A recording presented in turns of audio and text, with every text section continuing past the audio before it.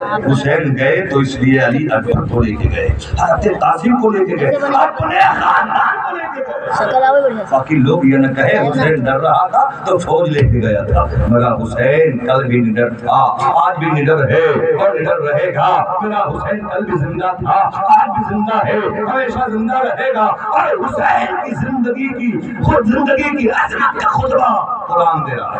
سبحان اللہ الذین دور سے بولنے سبحان اللہ۔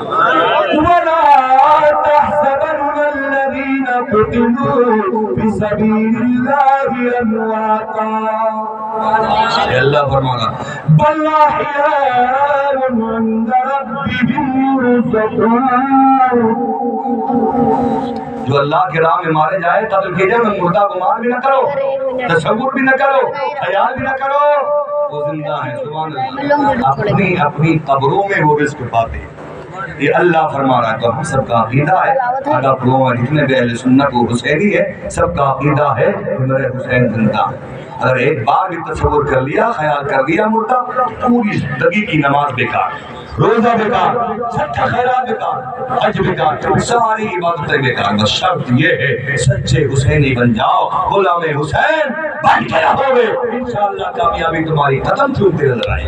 لیکن آج کہاں، جس کے یہاں 4 بیٹا ہے کہ نہیں، اگر 8واں پڑھ لیا ہے کہ نہیں، اور انٹر کر لیا تو پھولے نہیں سما رہا ہے کہ نہیں، تلاش کر رہا ہے بیوی بہو لانے کے لیے تو حور بنائے رہا تو میرا بیٹا پڑا ہوا ہے، ڈیمانڈ کر رہا ہے 22 طریقے سے 20 طریقے سے اسٹارٹر ہونا چاہیے، ہوتا نہیں ہوتا۔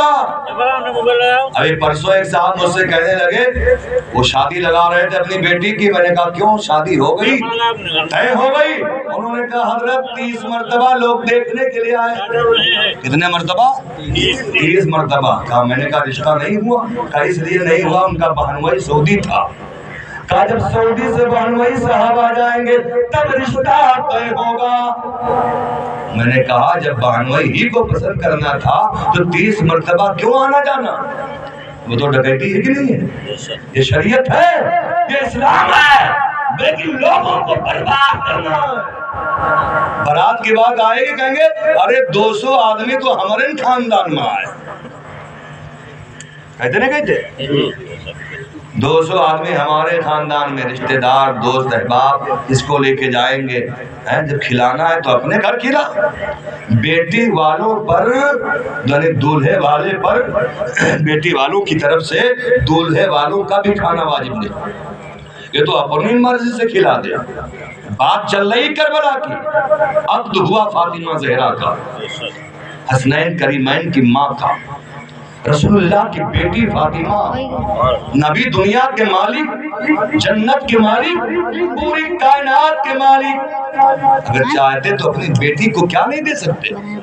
بولو دے سکتے نہیں دے سکتے؟ لیکن کچھ نہ دیا۔ علی آ گئے، بارگاہ مصطفیٰ میں حضرت علی آ گئے، میرے آقا فرماتے ہیں علی تمہارے پاس کچھ ہے؟ حضرت علی عرض کرتے یا رسول اللہ 3 چیزیں، یا رسول اللہ 3 چیزیں ہیں۔ کون سی؟ کا ایک زرہ ہے، ایک گھوڑا ہے، ایک تلوار ہے۔ آقا فرماتے گھوڑا تلوار تمہارے کام کی چیز ہے، جنگ میں کام آئے گی، اے علی زرہ بیچ دو۔ حضرت علی نے زرہ بیچی اور بارگاہ مصطفیٰ میں قیمت لے کے آ گئے، نبی کو دے دیا، کہتے سبحان اللہ۔ اے نوجوانوں، جو چند چیزیں خریدی تھی نبی نے علی کے پیسے سے، آج تو اسٹارٹر جرا سے چکنا لگا ہے تو اس کو لوگ پھینک دیتے ہیں، آدھا کھانا بارات میں بلا وجہ خراب ہو جاتا ہے۔ ارے ہوتا ہے نہیں، صحیح کہنا ہم نے کہا، آپ تو ماشاءاللہ زیادہ دیکھتے ہوں گے، ہے کہ نہیں؟ آدھا کھانا خراب ہو جاتا ہے، بولے اس کا حساب دینا پڑے گا نہیں دینا پڑے گا؟ آج برات لے کے جا رہے ہیں 500 700 برات ڈیمانڈیں کر رہے ہیں، اسٹارٹر چل رہا ہے، اور پھر جاتے ہیں دن بھر اس نے ناشتہ لگایا 5 منٹ سے صاف، اسے کئی مہینے کے بھوکے ہیں۔